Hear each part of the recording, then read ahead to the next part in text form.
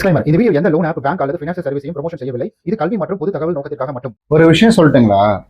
இதுல இன்வெஸ்ட்மெண்ட் பத்திலாம் நான் சொல்லல. ஒரு முக்கியமான தகவலை பத்தி நான் சொல்ல போறேன். இதை கண்டிப்பா நீங்க கேட்கறது உங்களுடைய விருப்பம் தான். நீங்க பணக்காரனே ஆக வேணாம், நான் கடைசி வரைக்கும் மாச கடைசியில எவங்கிட்டையாவது கையேந்திக்கிட்டே இருக்கிறேன், காசு கேட்கிறேன், எனக்கு ஒரு கடன் வேணுப்பா, எனக்கு ஒரு 2000 கொடு, 3000 கொடு அப்படின்ற மாதிரி நான் காசு கேட்டுக்கிட்டே இருக்கிறேன். என்னுடைய திருப்தி என்னன்னா அடுத்தவங்க காசு கேட்கறது தான் அப்படின்ற ஒரு மனநிலையில நீங்க இருக்கிறவங்களா இருந்தா ஸோ இதை ஸ்கிப் பண்ணிடுங்க. இதெல்லாம் என்னடா, இதெல்லாம் எதுக்குடா அப்படின்ற மாதிரி இருக்கும். ஏன்னா இந்த வீடியோவில் நான் அதுதான் சொல்ல போறேன். ஏன்னா நம்ம இந்த மனநிலையில இருக்கிறதுனால தான் இப்போ வரைக்கும் நம்மளால ஒத்த பைசா சேமிக்க முடியுது. இப்போ வரைக்கும் மனசாட்சியை தொட்டு சொல்லுங்க, எத்தனை பேர் இப்போ வரைக்கும் மாச கடைசியில் யார்கிட்ட நண்பர்கள்ட்ட காசு கிடைக்குமா, இல்லை சொந்தக்காரங்கள்ட்ட காசு கிடைக்குமா, இல்லை ஃப்ரெண்டு கிட்ட காசு கிடைக்குமா இப்படின்னு சொல்லி எத்தனை பேர் நினைச்சிட்டு.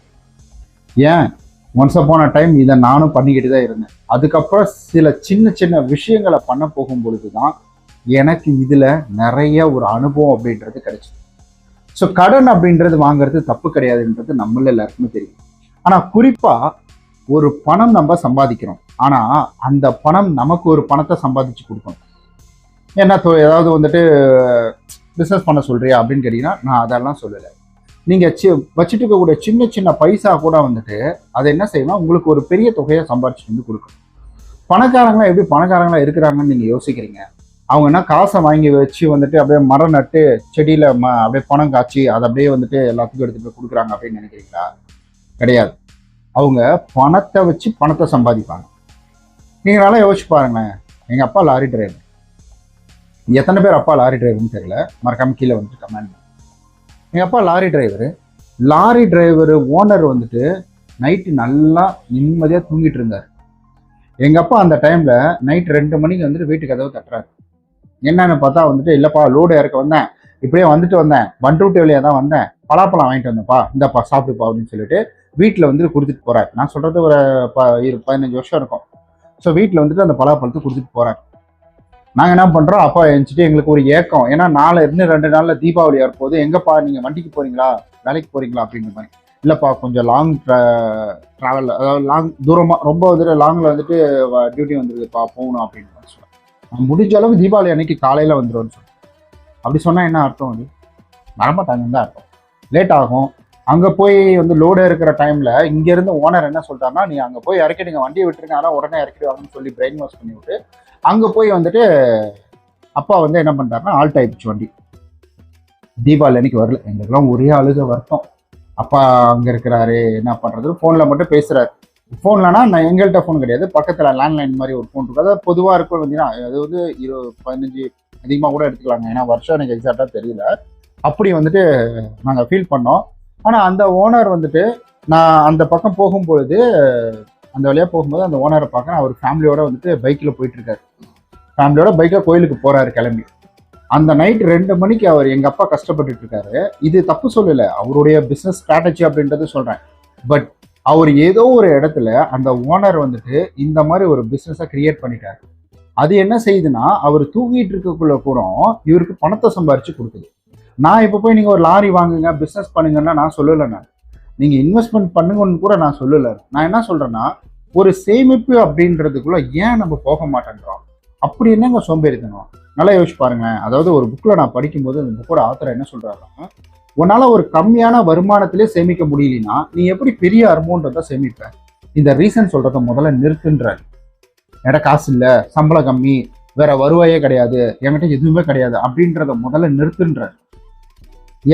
நீங்க ஒரு 10,000 சம்பளம் வாங்குறீங்க, கடன் இருக்கிற சூழ்நிலையில கூட எத்தனை பேர் புகைப்பழக்கத்துல ஈடுபடுறாங்க. எனக்கு இதுதான் ரிலாக்ஸ் கொடுக்குது அப்படின்ற மாதிரி எத்தனை பேர் டீ குடிக்கிறாங்க, எத்தனை பேர் வெளியில போகும்போது சில செலவுகளை பண்ணாங்க. கடனை வாங்கியாவது வெளியில போகணும்னு சொல்லி எத்தனை பேர் யோசிக்கிறாங்க. ஆனா என்னைக்காவது நம்ம யோசிச்சிருக்கோமா, கடனை வாங்கியாவது ஏதாவது ஒரு முதலீடு பண்ணணும் அப்படின்றத? இதுல முதலீடு அட்வைஸ்லாம் கிடையாதுங்க. இது நான் இது மாதிரிலாம் இருக்கு, பணக்காரங்களாம் இப்படிதான் பெரிய ஆள் ஆயிட்டு இருக்காங்க அப்படின்றத நான் சொல்றேன். ஸோ எத்தனை பேருக்கு ஆர்டி அப்படின்ற ஒரு விஷயம் இருக்கிறது தெரியும்? ஆர்டி ரெக்கவரிங் டெபாசிட்னு சொல்லுவாங்க. ஒவ்வொரு பேங்க்லயும் இது இருக்கும். நீங்க எஃப்டியில போடணுன்ற அவசியம் கிடையாது. எஃப்டினா உங்களுக்கு பிக்சட் டெபாசிட்னு சொல்லுவாங்க. பெரிய தொகையை கொண்டு போய் போட்டு அதுல நீங்க பணம் சம்பாதிக்கிறது. அதுல வட்டியை ஒரு மாசத்துக்கு இவ்வளோன்னு கொடுப்பாங்க. ஆர்டின்றது யாருக்கு தெரியும்? ஆர்டியை பத்தி நான் ஆல்ரெடி ஒரு வீடியோ போட்டிருக்கேன். பெருசா வியூஸே போகல. பெருசாக வியூஸே போகல. ஏன்னா நமக்கு பணத்தை வச்சு பணத்தை சம்பாதிக்கக்கூடிய திறமை இல்லை. அதை யோசிக்கவே மாட்டேன்றோம். பணத்தை சம்பாதிக்க தான் நம்ம உழைப்பை கொடுக்குறோம். பணம் நமக்கு சம்பாதிச்சு கொடுக்கறதுக்கு அதுக்கு எந்த ஒரு டெக்னிக்கலா யோசிச்சாலே போதும். கஷ்டப்பட்டு சம்பாதி, அந்த சம்பாதிச்ச பணம் என்ன பண்ண போறீங்க? இப்போ வந்து ஏதாவது ஒரு போடுறதுக்கு ஏதாவது கொடுக்க போறோமா? இப்போ பரவாயில்ல, எல்லோரு இது மூடிட்டாங்க, இன்னும் கொஞ்ச நாள் எல்லாத்தையும் மூட்டாங்களா கூட பரவாயில்ல. திட்டாதீங்க கீழே வந்து கமெண்ட்ல. நிறைய குடும்பங்கள் அழியறதுக்கான காரணம் என்ன தெரியுங்களா? நான் இன்னொன்று சொல்றேன், இது எனக்கு ரொம்ப நெருங்கிய ஒரு இதில் நடந்தது இந்த பழக்கம் அப்படின்றது. நல்ல மனுஷன், நல்லா இருந்தான், எப்படி குடிப்பழக்கத்துக்குள்ள போனான்னு தெரியல.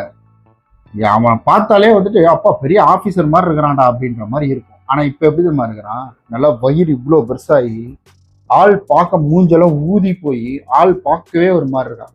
சரி விடுங்க, அது அவங்களுடைய தனிப்பட்ட விருப்பம், அதை விட்டுங்க. ஸோ இந்த ஆர்டி அப்படின்றத முதல்ல தெரிஞ்சுக்கோங்க.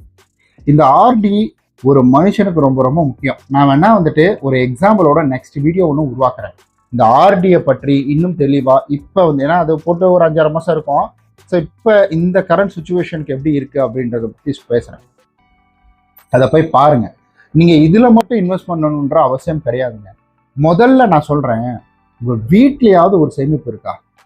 ஒரு ஒரு 1000 ரூபாய், ஒரு 2000 ரூபாய், ஒரு சின்ன ஒரு உண்டியல் ஏதாவது சேமிப்பு இருக்கா? நான் அந்த உண்டியல் சேமிப்பை பத்தியும் ஒரு வீடியோ ஒன்று போட்டிருந்தேன். என்கிட்ட அந்த பணம் இரட்டிப்பாக்கலினாலும் பரவாயில்ல, ஏதாவது ஒரு வகையில வருமானம் இருக்கா அப்படின்னு கேட்டீங்கன்னா கிடையாது. பணக்காரங்க யூஸ் பண்ற டெக்னிக்கல் எல்லாமே வந்துட்டு ட்ரேடிங்கை யூஸ் பண்ணுவாங்க. நம்மள மாதிரி ஏழைகள் வந்துட்டு யூஸ் பண்றதுக்காக தான் எஸ்ஐபி. எஸ்ஐபின்னா எத்தனை பேருக்கு தெரியும்? எஸ்ஐபியை பற்றி நான் ஆல்ரெடி வீடியோ போட்டிருக்கேன். பணக்காரங்கெல்லாம் இன்வெஸ்ட்மெண்ட் பண்றது பெரிய பெரிய ட்ரேடிங் இருக்கு, பெரிய பெரிய விஷயங்கள் இருக்கு. பட் நமக்கானது தான் இந்த எஸ்ஐபி. நீங்க போய் அதில் இன்வெஸ்ட்மெண்ட் பண்ணுங்கலாம் சொல்ல இன்வெஸ்ட்மெண்ட் ஐடியாவும் கொடுக்கல. இந்த மாதிரி இருக்குன்றதை நான் சொல்றேன், அவ்வளவுதான். இதுல ஒரு டிஸ்க்ளைமரை நான் போட்டுறேன். ஸோ எஸ்ஐபினா என்ன, அது எப்படி ஒர்க் ஆகுது, எஸ்ஐபிக்கு என்ன full form? Systematic investment plan. So இதுக்கு என்ன ஃபுல் ஃபார்ம்? ஸோ இதை நம்ம தெரிஞ்சுக்கிட்டோமா? எஸ்ஐபி எதுக்காக? நம்ம பணத்தை இரட்டி பார்க்கறதுக்கு வந்து பெரிய பெரிய வந்துட்டு இப்போ கம்பெனியில பெரிய தொகையை போட்டு நம்ம வந்து இன்வெஸ்ட்மெண்ட் பண்ணுறதுல குட்டி தொகை அப்படின்றது அதில் வரும். ஸோ இதுதான் நான் சொல்றேன். இந்த மாதிரி சின்ன சின்ன விஷயங்களை நம்ம தெரிஞ்சுக்கிறதுக்கு என்னைக்கு நம்ம வந்து முயற்சி பண்ணியிருக்கோம்? ஐயோ இன்னைக்கு ஓனருக்கு விசுவாசமா இருக்கும். இருந்துட்டு போங்க, விசுவாசமா இருந்துட்டு போங்க. கஷ்டப்பட்டு உழைக்கணும், இருந்துட்டு போங்க, உழைச்சிட்டு போங்க. அந்த உழைச்ச காசை கஷ்டப்பட்டு ஏதாவது ஒரு வகையில இரட்டி பார்க்குற மாதிரி பண்ணுங்க. நீங்க காலையில வேலைக்கு போனாதான் காசு. ஆனா நீங்க இது போன்ற வந்துட்டு விஷயங்கள்ல போட்டுட்டீங்கன்னா வச்சுக்கோங்களேன், நீங்க நைட்டு தூங்கிட்டு இருக்கவங்கள கூட எங்கேயோ வெளிநாட்டு கம்பெனியில, வெளிநாட்டுல வந்துட்டு ஏதாவது ஒரு மாற்றம் நடக்குது. இப்ப இந்த அமெரிக்கா பண்ணிட்டு இருக்குது அந்த வேலையில, இதுல ஏதாவது ஒரு மாற்றம் நடக்குதுன்னா உங்களுக்கான பணம் அதுல ஆட் ஆகிக்கிட்டே இருக்கும். நீங்க தூங்கக்குள்ளேயே பணம் சம்பாதிச்சு கொடுக்கணும். அதுதான் பணம், ரியல் சொத்து. வாடகைக்கு வீடு வாடகை கொடுக்குறாங்க. ஸோ இப்போ நம்ம தூங்கிட்டு இருப்பாங்க, நான் சம்பாதிச்சு கொடுக்குறேன், அவ்வளவுதான். அவங்களுக்காக என்னுடைய பங்கை போட்டு உழைக்கிறேன் நான், அவ்வளவுதான். நான் ஆஃபீஸ் வேலைக்காக இருக்கட்டும், இல்லை சைடில் வந்துட்டு ஜிப்டோ, பிளிங்கிட் இதெல்லாம் பண்ணுறதா இருக்கட்டும், இது எல்லாமே தான். ஸோ அதனால சம்பாதிச்ச பணத்தை இரட்டி பார்க்குற வழியே பாருங்க. அதை பற்றிலாம் வீடியோ வேணும்னா கீழே கமெண்ட் பண்ணுங்க. நான் இப்போ நிறையா புக்ஸ் ரெஃபரன்ஸ் எடுத்துகிட்டு இருக்கேன், அதை உங்களுக்கு ஒரு வீடியோவாக தொகுத்து கொடுத்தேன். ரொம்ப நன்றி இந்த வீடியோவை இவ்வளோ தூரம் பார்த்ததுக்கு, நேரத்தை ஒதுக்கி.